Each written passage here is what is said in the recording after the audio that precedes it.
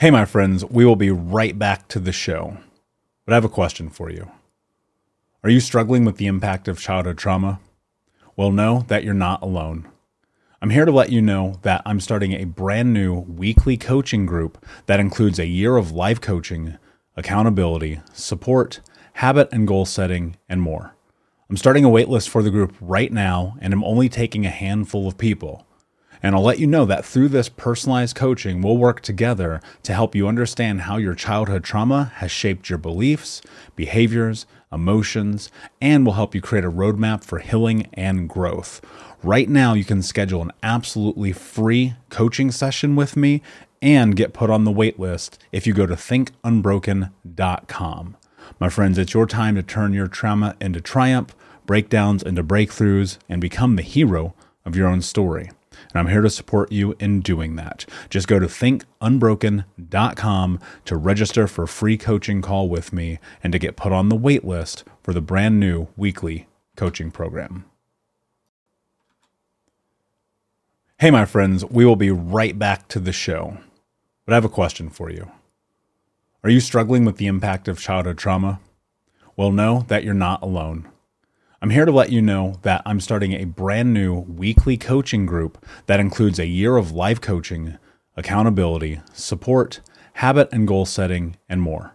I'm starting a waitlist for the group right now, and I'm only taking a handful of people. And I'll let you know that through this personalized coaching, we'll work together to help you understand how your childhood trauma has shaped your beliefs, behaviors, emotions, and will help you create a roadmap for healing and growth. Right now, you can schedule an absolutely free coaching session with me and get put on the wait list if you go to thinkunbroken.com. My friends, it's your time to turn your trauma into triumph, breakdowns into breakthroughs, and become the hero of your own story.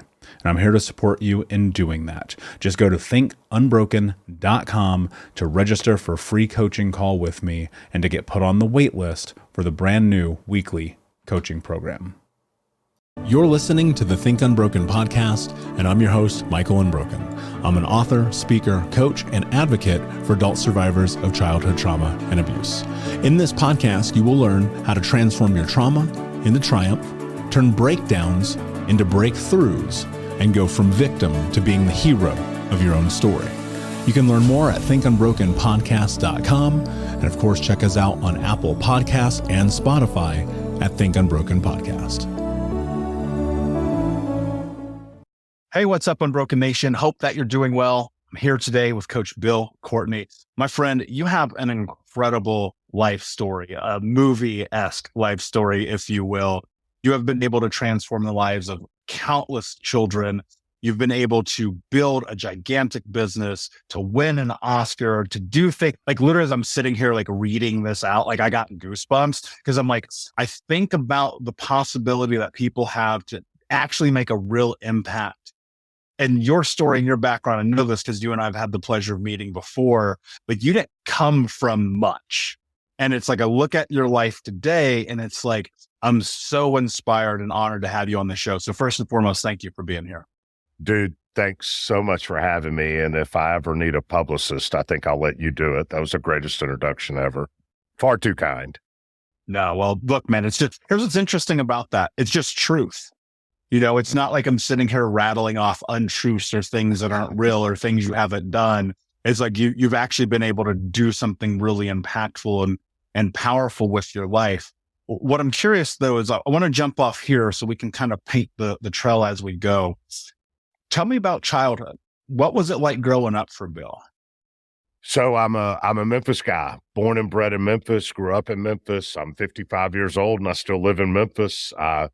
Went to Ole Miss to college, and that was the only years I never lived in Memphis, but that's only an hour south of Memphis. So who I am as a Memphis guy, the way I grew up, mom and dad were married young, had me. Dad left the home when I was 4. I had no relationship with him. In fact, he died earlier this year, and I found out because I got a phone call about it. No relationship with him. Mom was married and divorced 5 times. Mom's 4th husband, after finishing off a handle of Usher scotch, pulled out a .38 caliber pistol and shot up the house, shot at me down a hallway. I had to dive out of a window to live through the night. Police showed up and mom was cowered in a corner in the attic and he was trying to get into her. And so I had that. The first real fist fight I ever got into was with one of mom's boyfriends. And so, yeah, you grow up with, in that environment, you're in apartments, you're locked into a kind of a cycle of psychosis and trauma. And the first time I broke away from that trauma really is when I went to college and got away from it. I had two grandfathers that were good men that loved me, and my mom, despite all of what was going on, she loved me and did the best she could to care for me, but didn't have any money, grew up in apartments, didn't have a lot of resources, and had a lot of trauma in my life. That's how I grew up.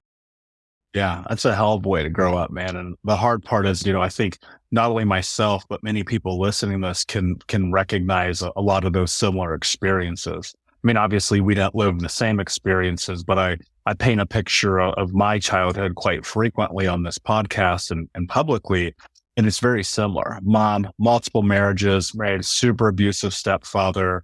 She had her own drug addict and alcoholic tendencies, grow up in the hood. It's funny. Yesterday I was sharing a story with a friend. We were so poor that I literally would get clothes from the lost and found at school. And I remember one day I got this Tommy Hilfiger. This is the early 90s. I got this Tommy Hilfiger jacket, and it's one of those pullovers, like the old NBA kind. And it's red, white, and blue. It says Hilfiger on the front. And I'm wearing this jacket to school on this cold, wintry day. And this kid saw it, and he was like, "That's my jacket." And I remember just this sheer feel of embarrassment, of shame, of guilt, of pain from something I had no control over. And Bill, you know this as well as I do, that those traumas, that psychosis you mentioned, that tends to carry with people forever. And there's spaces of like doing the work and healing and overcoming. And I look at your life and I go, there's no way this guy has the life he has without doing some work in the process. How have you been able to take all of those things, many of these things that most people would say and play victim to, that would destroy their life, that would take from them, and yet not necessarily use them to your advantage, but not allow them to be used to your disadvantage? Bro, two things you just said are something I echo constantly, and I'm going to share both stories with you to answer your question. One is you spoke about victimhood, and I want to talk about that second. The first thing I want to tell you is I lettered in 6 sports in high school. I'm 55 years old and fat now and don't look like much of an athlete, but back in the day I could go a little bit. And my father was the starting quarterback all 4 years at East High School in Memphis, which back in the day was like the school. Sybil Shepherd actually graduated from that school. It was the school. He was also the point guard for the basketball team. He ran track. He actually held the 100-yard county record for the 100-yard up until the early 90s. And he went to school in the 60s. He was a dog. Well, he was really interested in sports. And back in the day, when everybody still got a newspaper, the sports page always printed all the high school results. I lettered in 6 sports. I was all state in all conference in a couple of sports. I know dadgum good and well that man knew what I was doing. Yet he never once saw a single down, a single at bat, a single shot, nothing. And I'm telling you this, and I'll get to the point. Then you've got these other stepfathers that come into your life.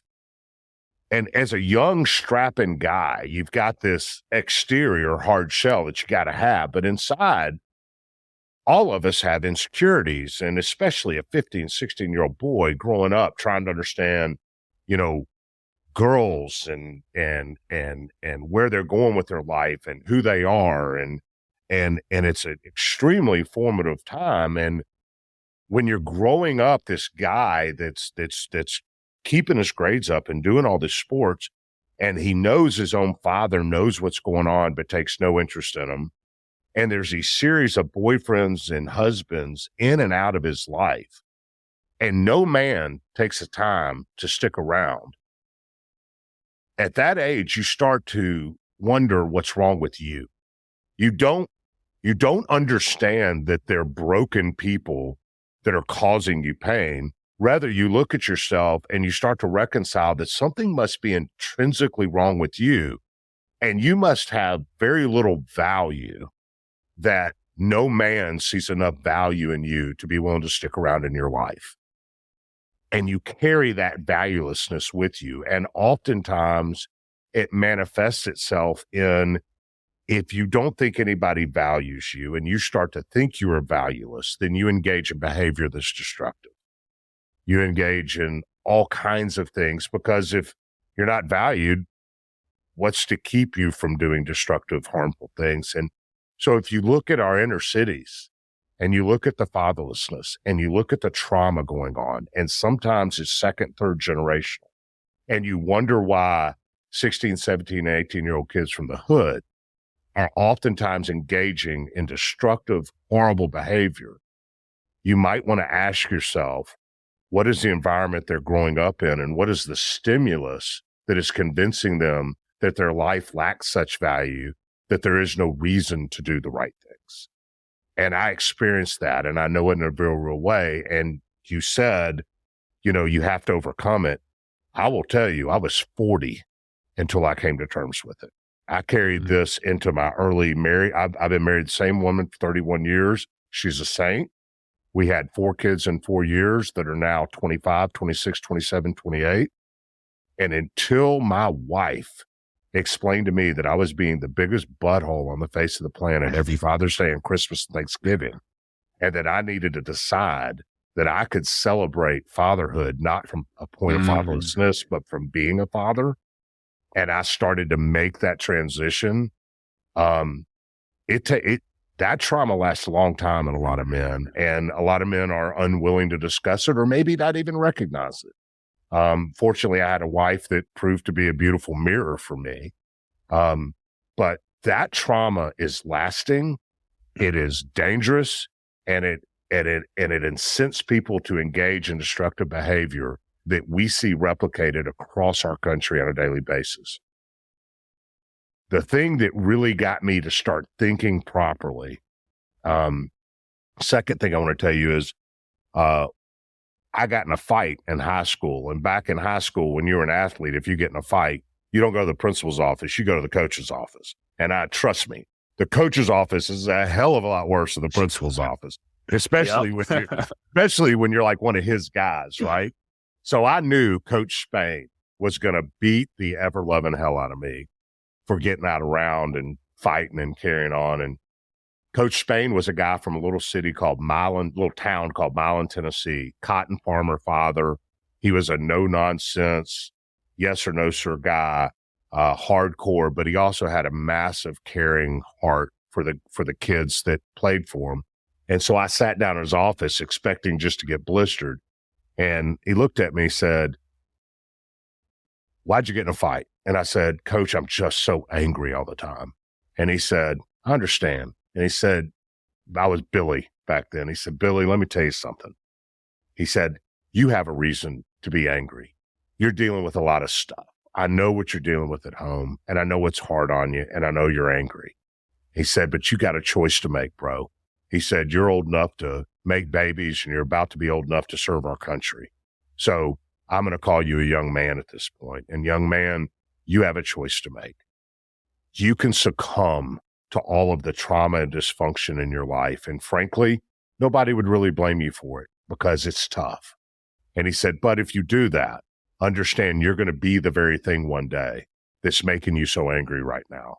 He said, "Or you can make a decision. You can decide you're going to dig your heels in the dirt and you're going to be a rock that other people break themselves on." And he said, "Because you have that strength in you." So it's a choice that you need to make, young man.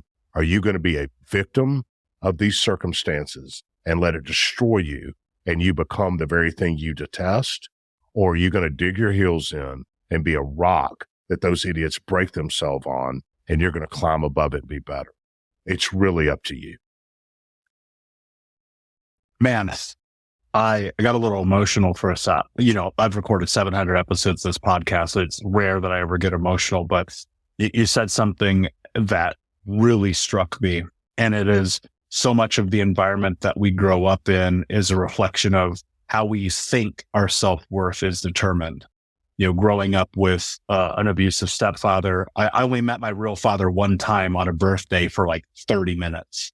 I've had all these mentors and my coaches, right? But most of these guys were hurt too. Like, you would be in practice with them. It's like, I feel like these guys are taking out their anger on us. It'd be kind of chaotic. Cause like you, I played multiple sports. I played 4 sports when I was eligible. And when I was eligible, dude, I've got countless trophies and ribbons and awards and certificates and blah, blah, blah. And it was like, man, I'm very grateful that I had sports to kind of usher me through, because I don't know what I would have done otherwise. Now, of course, because of the decisions of my environment, I got expelled from high school 3 different times. One for selling drugs, one for being absentee, and then once for fighting. And I remember I was 18 years old, and my high school business teacher, shout out Mr. Bush, who was also the basketball coach. I didn't play basketball. I'm terrible at it. So I wrestled. And Mr. Bush, he's my first period class. I go up to him one day and I say, hey man, look, I'm gonna keep it real with you. I'm not coming to your class. This is a 7 a.m. class and I'm out at night selling drugs. I'm working some part-time job, just trying to help keep the lights on, pay bills. My grandma's in a coma and I'm living with my little brother. And it's like, we're on our own at 17, 18 years old. And he comes up to me and he goes, look, dude, I get it. It's one of the things I think about. There's wisdom and there's intelligence and there's wisdom.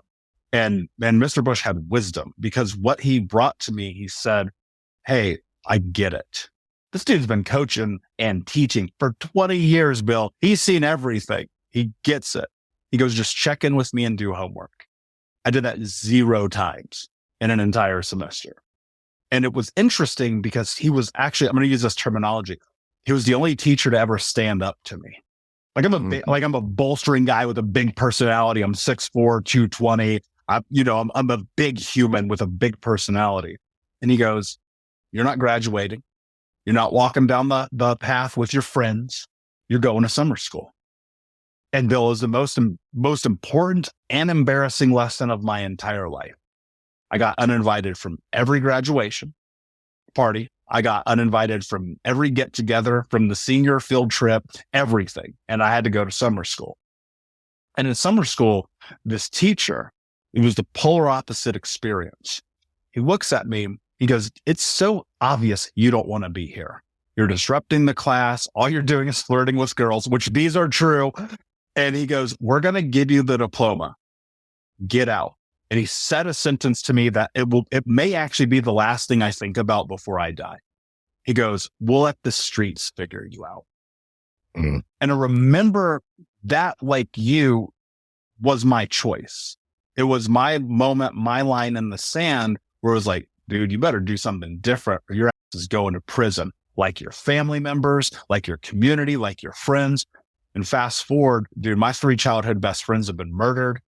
I got family in prison for life. Like literally one of my family members has been in prison for 30 years, right? Amongst others.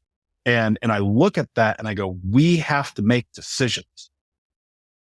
Today, when you are leading, not only the kids you have led, but your own family, your team, your employees, your community, how much of an impact of that conversation plays a role in the man that you are today? Because sometimes I think it's just that one thing that changes everything. I would like to say the minute Coach Spain said that to me, it was epiphany, and I changed on the spot. It wasn't. It was an epiphany, but comments like that percolate. It takes time.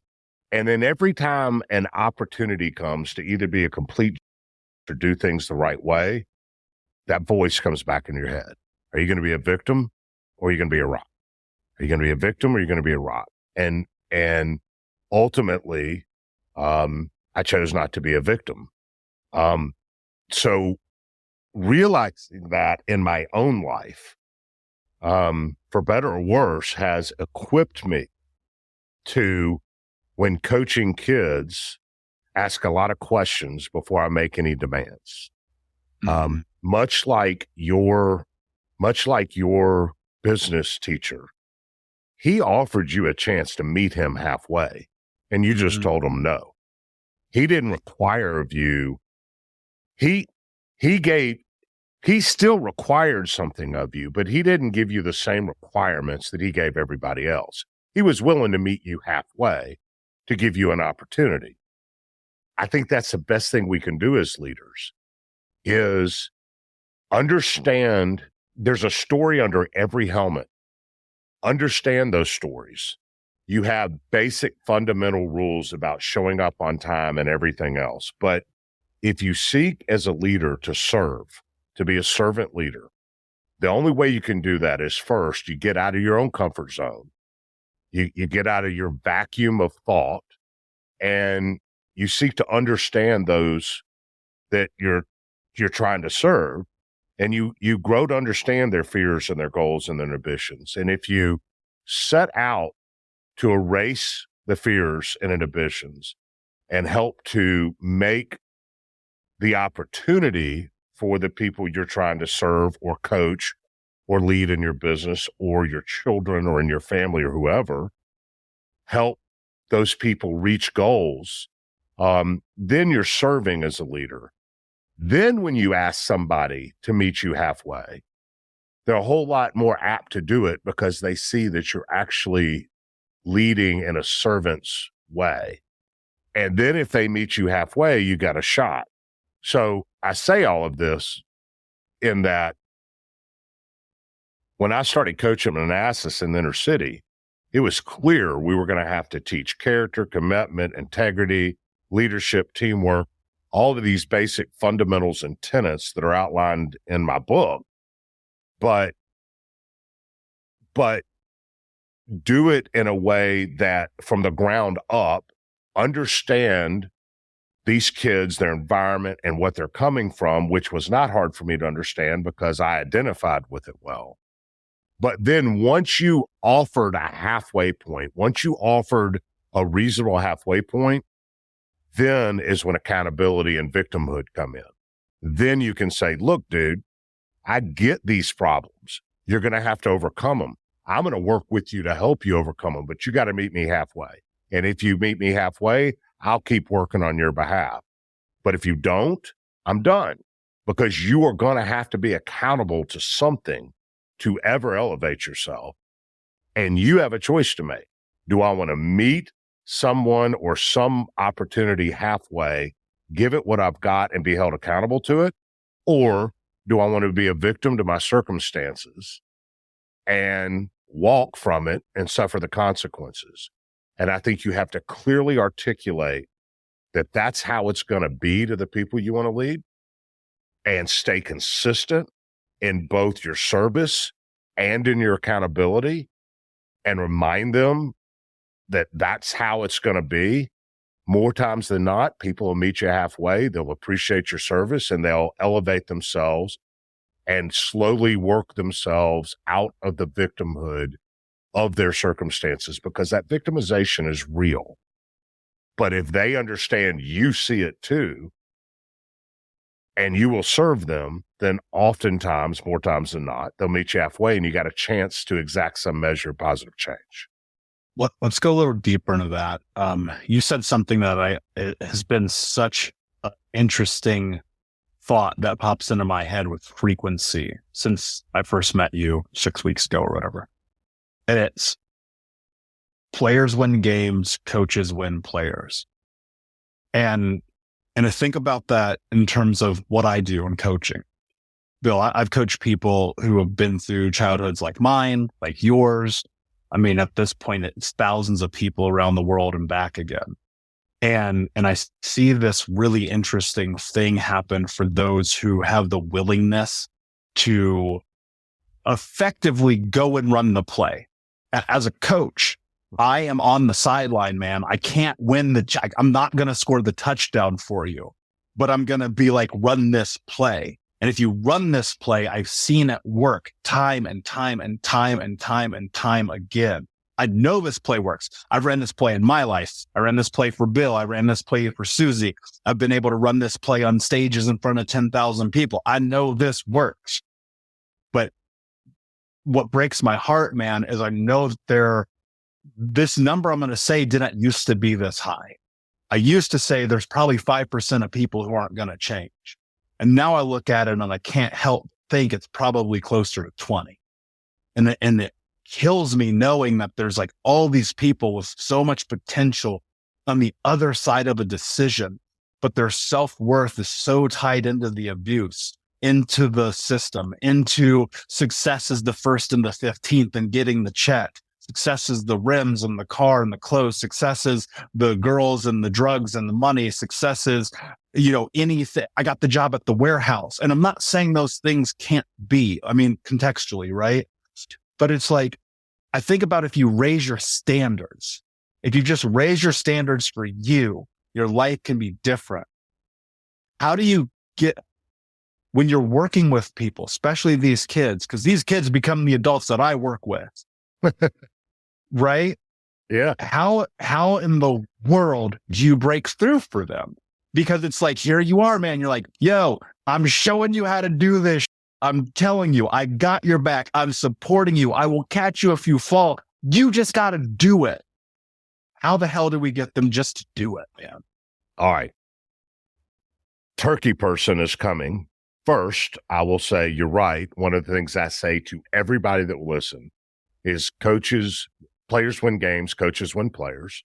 And I'm so glad you brought that up because managers don't win business. The workers, the salespeople, those guys win business. Managers win the employees. Kids, your children, they win their lives. You have to win them. That mantra goes everywhere, bro. And so the question is then, if you've never seen a coach score a touchdown, you've never seen a coach hit a home run, it's because players win games and coaches win players. I'm the CEO of an $80 million company. I haven't sold a single load of lumber in 16 years. I don't sell lumber. We'll be right back to the show. But before we do, I want to tell you about today's sponsor, factormills.com, where if you go to factormills.com/unbroken50 and use the code unbroken50, you can get 50% off your first order. That's factormills.com/unbroken50. If you're like me and you are a person who is busy trying to create a life, heal, work on their health, wealth, and relationships, and not to mention deal with the day-to-days of normal life, you do not have time to be going to the grocery store and trying to figure out what you're going to cook every single day of the week. In fact, one time I did the math and I realized I was spending over 15 hours a week at the grocery store and cooking. When I added Factor, I got to use that time for myself, for my family, for my friends, for my community, and for my business. And so if you're in the place where you need some more support in the kitchen, head to factormills.com/unbroken50 and use the code unbroken50 to get 50% off. My salespeople sell lumber. My salespeople make the business grow. I just got to win them and get them motivated. So the question is, how do you win them? Right? That's, I think, ultimately your question. I was taught how to win them my first year at Manassas. We were 3-3. Now, for the listeners who haven't seen Undefeated, when I showed up at Manassas, their previous 10 years record was 4 wins and 95 losses. It's insane. Garbage, slaw, terrible. And they had 17 kids on the team. And the equipment was worn out. They had crappy uniforms. It was the most abject, worst, poverty-stricken, disenfranchised loss you could imagine. And all of that in their lives was reflected in the record on the football field. Loss. So I get there, and midway through the season, we're 3-3. Now, I think 3 wins and 3 losses midway through the season is kind of average, but when you've won 4 games in 10 years, you think 3-3. They thought I was like a redheaded fat version of Pete Carroll or something, right? So everybody's like, Coach Bill, coaching us up, and we were paying for ACT prep classes, and we bought new uniforms because I wanted those kids at least for 4 hours on a Friday night to have the best equipment, the best uniform, be the best prepared, so that at least for 4 hours on a Friday night, they were second to nobody. For 4 hours of their life, they didn't have to feel second class. You look good, you feel good, you play good. That was kind of my belief set. And man, we were pouring into them. It was also really clear that we needed to coach a lot more than X's and O's when we showed up. Teamwork, character, commitment, integrity, the value of hard work, dignity of hard work, the importance of the hands on a clock. They're not a suggestion. They're actually reality. So show up on time. All of these things. And halfway through the season, we're 3-3, and the whole team was really yes or no, sir, really respectful on the football field. But the minute practices or games were over, half the team was buying into the important stuff I was talking about, the stuff that serves you long after football's over. The other half the team, while buying into football and yes or no, sir, on the football field, the minute football was over, they were back in the streets. And it was driving me crazy, right? They're that 20% you're talking about. How do you reach them? And so I went to my guy. Every coach has a guy. And I said, hey, man, what do I got to do to get that half the team to buy in like your half the team to the important stuff? Everybody's good on football, but all the other stuff that really matters, I can't get them to buy in. And this is the guy who had real conversations with me at the very beginning about his culture and his neighborhood and where they came from, the things I needed to understand. And I knew he'd tell me what was up. And he just looked at me dismissively and said, oh, Coach, just keep doing what you're doing, bro. And I'm like, no, man, real talk. He said, Coach, I don't want to hurt your feelings. I said, you are not going to hurt my feelings. Tell me what's up. He said, all right. I said, I want to know why that half the team will not buy into the important stuff like you're half the team. Football's cool, but the important stuff's more important. What's up? And he says, all right, Coach, they're trying to figure out if you're a turkey person or not. And I mean, I'm like, I've learned a lot of vernacular and a whole lot of phrases I'd never heard before I got to Manassas. I mean, Manassas is 100% black and I'm white. I was Big Daddy Snowflake because I was the only white thing around. And the movie and our relationship is not about race at all. And you'll see that if you watch the movie. But the reality is, I didn't know that when white people got rained on, they smelled like wet puppy dogs until I was told at Manassas. Oh, did I just break something up there for you, bro? You want to tell your white listeners what I just said later? That's fine. Anyway, I went to him and I'm like, I know he'll tell me what's up. He's like, Coach, I don't want to hurt your feelings. I said, real talk. He said, Coach, they're trying to figure out if you're a turkey person or not. And I'm like, man, what are you talking about? And he said, Coach, every Thanksgiving and Christmas, people from where you live roll into our neighborhood and they give away gifts and hams and turkeys, and we take them because we ain't got none. But then they leave and we never see them again. Never see them again. Makes you wonder if they're doing that because they really care about us or they're doing that to make themselves feel good. And he looked me dead in the eyes and he said, Coach, what the hell are you doing here, bro? Now, if you serve in a soup kitchen or give away turkeys on Thanksgiving or Christmas, don't misunderstand. That's a beautiful thing. The question is, what's your motive? What's your motive?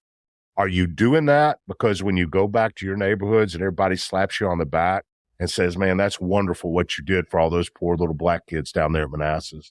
Are you doing that because of the way it makes you look and feel? Or are you doing that humbly and quietly, simply for the edification of people who are not as fortunate as you? Same question in business. Why are you trying to raise yourself up to be a manager? Is it because you want the corner office and the raise? Nothing wrong with being exceptional, getting a corner office in the raise. But are you doing it only for you or also to help exalt the people that are helping you be successful? And so it pissed me off, dude. I mean, I'm like, I'm here every day, ACT prep classes. I'm spending my money. I'm spending my time away from my kids. I'm like pissed because, if you think I'm a turkey person with all I'm giving in here, man, I'm going to tell you something. You can't help these people. You can't help these folks. This 20%, you can't help these folks. If they think I'm a turkey person. And then I started listening to myself. And anytime anybody asked me about my time at Manassas, is like, Bill, the commercial appeal, the daily newspaper in Memphis had me on the front page, not the sports section, but the whole front page, 7x9, a picture of me. And the title was Manassas Miracle. People would walk up and said, Manassas 3-3? How's that working? Well, man, we're working them hard. We're coaching them up. What else? Well, I got them taking ACT prep classes. Well, what else? Well, I got them new uniforms. Well, what else? Well, I got them new equipment. Well, what else? Well, I got them winning games. Well, what else? Well, I got them doing homework. Anytime anybody asked me anything about Manassas, I was all too pleased to tell them all that I was doing. Meanwhile, I had kids getting called Uncle Toms and sellouts. That white coach ain't got nothing for you, bro. I had kids doing homework getting called chumps. Homework?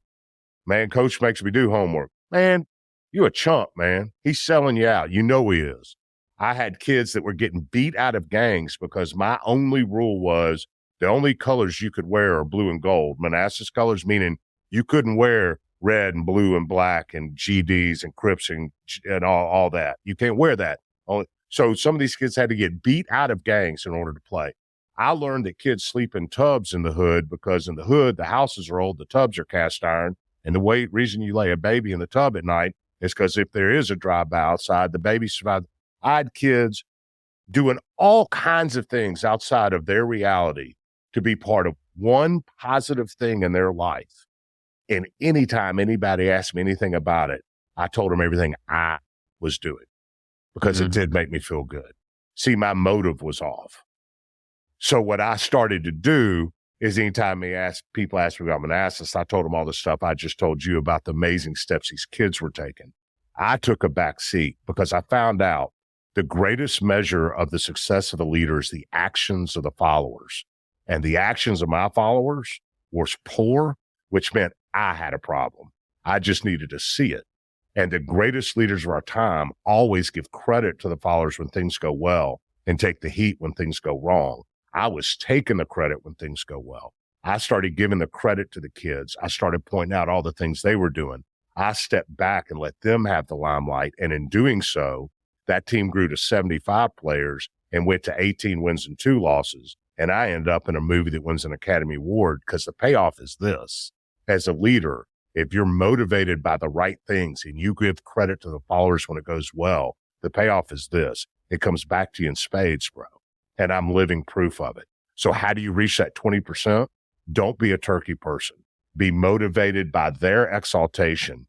Be consistent and don't give up on them, and show them that you're there to serve them, not to be served by them.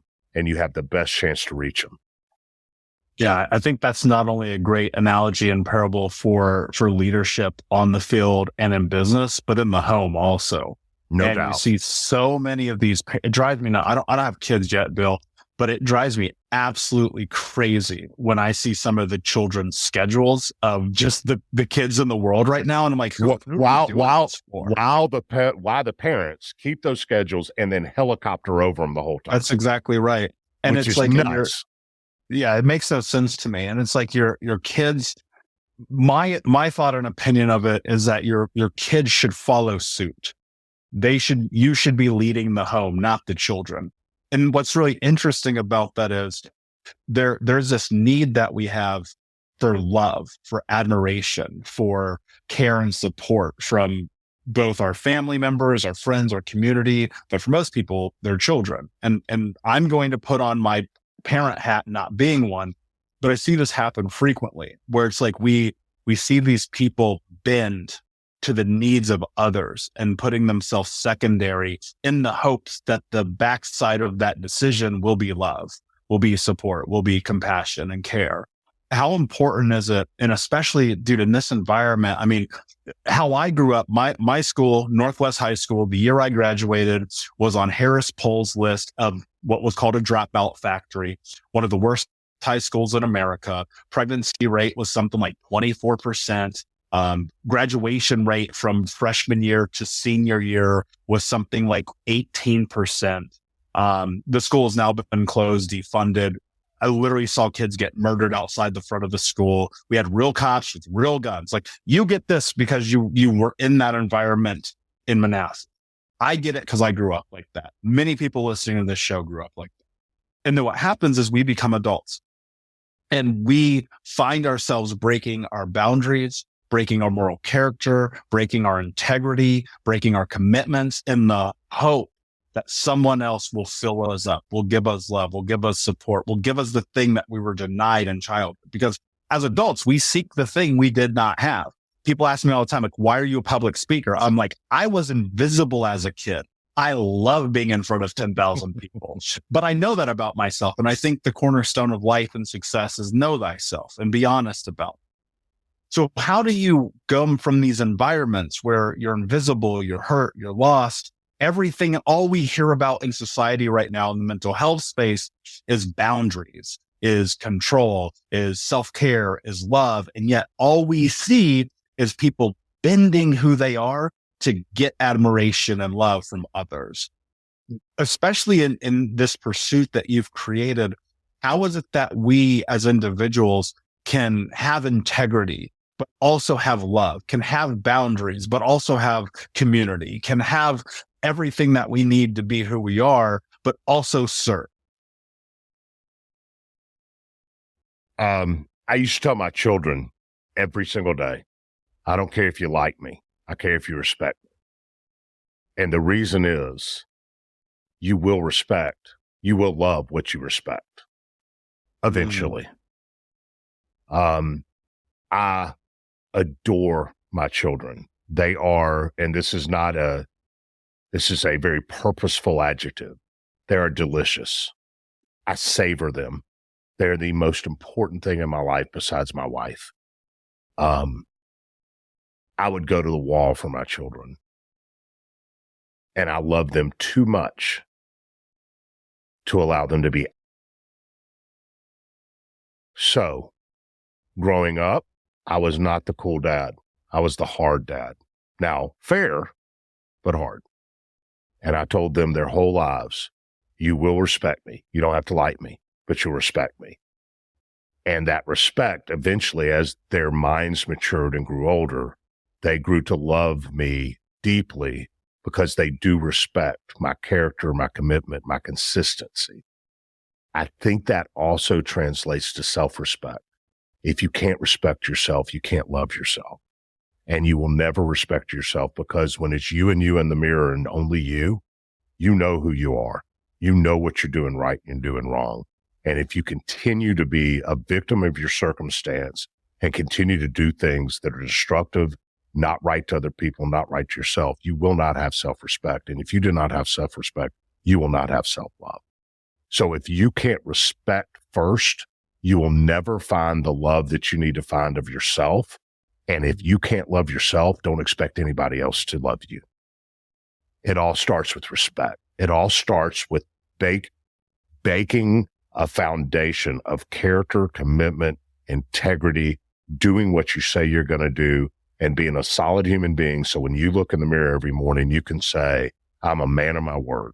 I do what I say I'm going to do. I'm going to be respectful to other people, even if they aren't respectful to me. I may disagree with what you have to say, but I will defend with my life your right to say it. I am going to be civil. I'm going to have real conversations about stuff that matters, but I'm going to do it in a non-threatening way. I am going to be that person. And when I look in the mirror, that's someone I can respect. And if I can respect that person, I can love that person. And if I can respect me and I can love me and I'm worthy of that, then other people will see those tenets and fundamentals in me and they will respect me and they will grow to love me too. It does not work by bending. By bending, you lose respect and you lose love. It works by getting that respect, by digging your heels in and being a rock against the prevailing preconceived societal notions that, well, we got to bend. No. Be who you're supposed to be, have self-respect, love yourself, admit that to everybody around you. People will respect you and they will love you. I don't have to agree with you, but I can sure as hell respect you. I am a white, Southern Christian guy who's probably politically, I'm very centered, frankly. I'm fiscally right and socially left. So just call me centered. I've voted for Republicans and Democrats in my life. One of my best friends in this world is in LA, is a Jewish gay man married to his husband, who have surrogated 2 children from a lady in Seattle who is the most progressive person I know. But you know what? I can have the most real conversations with that guy about things that we disagree about, but we do it in a civil, non-threatening way. This man has built a business. He's cared for his children. He's very active in his synagogue. I have so much respect for that guy because the way he carries himself and the tenets he employs in his life, that I love him, even though he is a polar opposite of me. And we agree on almost nothing except that we respect one another. And based on that respect, we can love one another. Now, what would happen in our country if we all just could respect one another? What would happen to all this division if we could just respect one another? And that respect starts with earning it by the way we carry ourselves. So I would say the bending is the chipping away at our culture. I would agree. And I think there's 3 steps that you could take to get to respect. And I think I figured this out because at 25, I had wasted $1 million. I was 350 pounds, smoking 2 packs a day, drinking myself to sleep, 50 grand in debt, cheating on my girlfriend. My little brother says, never talk to me again. You're not my brother. And my car got repossessed. I had a beautiful 2004 Cadillac CTS. It was like Bad Boys 2. It was like dream car. I bought that car at 20 years old. Nobody does that, right? And I realized had is the operative word. Yeah. No, it was real funny when they had it on the tow truck. And so, it's like I look at that and I go at 25, I had 0 respect for myself. Heading into 40, I have enough that I can build an empire on it. And I think there was 3 things that have been able to allow me to do that. And I try to instill this in people. 1, you show up. That's like step 1. Like you just got to get your ass in the room, man. Number 2 is you be honest. We're taught to lie. It's insane to me. Like it does not serve you. And then 3 is you just execute. And as well as I do, like even the best coaches in the world, we think we have the game plan. You're going to make mistakes. You're going to screw up. But, it's about having that goldfish memory to some extent, really. And in that memory, I think it's like, can you forgive yourself? Can you let go? Can you pick up where you are and not have a defeated attitude? Because, this as well as I do, man. Like I screw up all the time.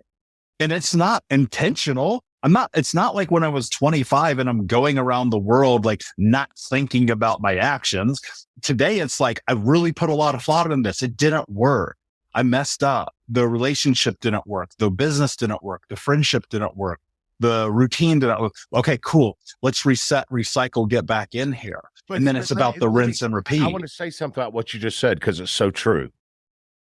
If you have a proper foundation built on those tenets that we're talking about, when you go out to the fringe and you screw up, you don't fall all the way to the basement. You just fall back to the foundation, which means you can go back. You're right. We make mistakes, but if we build the right foundation around the right tenets in our life of respect and character and all of the things we're talking about, when you do mess up, it's not a 24 drop. It's just a story. Because you fall back to your basis. And once you have that basis, that gives you the temerity to go out and try other things and be creative and give it shots. But you're always falling down to a place that, you can really quickly build back from. But you can't do that unless you have those tenets in that respect. And I think that's a difference in now in your life. And when you were 20, you didn't have that basis. So when all the stuff went away, you probably went in a hole that you had to dig out of. Now, when you make a mistake, now when you make a mistake, it's a bump. It's not that big a deal. It's not life shattering. Yeah. At 26, I was for sure at rock bottom. Like the only way it got lower is if I killed somebody. And I mean that, like it was a Or dark, yourself. dark place. And I was on that path for sure. So, I look at that and then it's like, but you have to earn every inch. You really, truly do. You have to earn every inch. And it's like, do the thing you said you were going to do. Stop lying and just try. And if you do that, man, oh my God, your life is going to be so different. Bill, dude, this conversation has been amazing. I want to have you back. We need to go deeper. But with that said, my friend, before I ask you my last question, please tell everyone where they can find you, learn about the new podcast, and discover more about what you've been able to accomplish. Well, you can find me at coachbillcourtney.com and book and movies and stuff there. But most recently, most currently, and really to me, most importantly, 3 months ago, we released An Army of Normal Folks. The podcast has been as high as number 10 in the country on Apple. I'm so humbled by the response to it, and we're trying to grow this thing. And in an elevator pitch, it is a podcast where we go out and we're not interviewing A-listers. We're interviewing average, normal people who in their daily lives are doing extraordinary things in their communities. And we're telling these stories you don't know, of thousands of people who you need to know. And they're entertaining and they're well produced and they should make you laugh and cry and all of that, and interesting and redemptive. But most importantly, we want them to be inspiring, because we're trying to grow this community, this army of normal folks, inspired by one another, just seeing small areas of need in their community and filling them. And we're celebrating those stories, growing this base. Every guest shares their personal contact information. So if you listen long enough, you'll probably hear something that somebody's done that you think, well, I have that skill set and I'm passionate about that. Well, their story's a blueprint of how to get involved in the way they did. And you have the contact information to call and have a mentor to help you do it in your community. So we're trying to build this army of normal folks working in and around the country, that we can celebrate one another and hopefully continue to fix the it. So normalfolks.us. You can email me at bill@normalfolks.us and reach out, listen, and you can get it on iHeart, Spotify, Apple, wherever you listen to podcasts. And I just hope your listenership will give it a shot, and I bet they'll be inspired and really like what they hear. Yeah, and I'm going to encourage them to go check that out. Guys, of course, go over to thinkunbrokenpodcast.com, check the show notes for this episode, and as well as the newsletter where we will have all this information and more. Bill, my friend, my last question for you. What does it mean to you to be unbroken? You and I are cut so much from the same cloth. The Nuvi title is undefeated. And I tell everybody all the time that has nothing to do with wins and losses on a football field. It's about not being defeated by your circumstances, the very circumstances you and I have talked about this entire podcast. What it means to be unbroken is to be that rock, is to not be a victim of whatever everybody on this planet suffers some form of difficulty and trauma in their life. And it's making the decision to be the rock and not the victim, and not allowing the difficulties of life to break you, but rather be unbroken, not because life's perfect, but despite life's challenges. Undefeated, unbroken is basically talking the same language. Mm-hmm.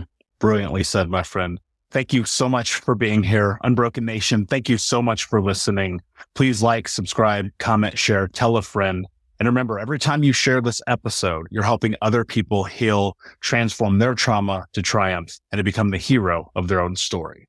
And until next time, my friends, be unbroken. I'll see you. Thank you so much for listening to Think Unbroken. Please share this episode with someone who could use it and help us move forward in our mission of ending generational trauma in our lifetime. And if you would, please take 5 seconds to pop on iTunes or Spotify, hit that 5-star, leave a review, and you can also reach out to us on social at Michael Unbroken or at Think Unbroken. And of course, you can check out our YouTube channel at Think Unbroken. Thank you for being a part of Unbroken Nation, my friends, and until next time, be unbroken. Hey, my friends, we will be right back to the show, but I have a question for you. Are you struggling with the impact of childhood trauma? Well, know that you're not alone. I'm here to let you know that I'm starting a brand new weekly coaching group that includes a year of live coaching, accountability, support, habit and goal setting, and more. I'm starting a waitlist for the group right now, and I'm only taking a handful of people. And I'll let you know that through this personalized coaching, we'll work together to help you understand how your childhood trauma has shaped your beliefs, behaviors, emotions, and will help you create a roadmap for healing and growth. Right now, you can schedule an absolutely free coaching session with me and get put on the wait list if you go to thinkunbroken.com. My friends, it's your time to turn your trauma into triumph, breakdowns into breakthroughs, and become the hero of your own story. And I'm here to support you in doing that. Just go to thinkunbroken.com to register for a free coaching call with me and to get put on the wait list for the brand new weekly coaching program.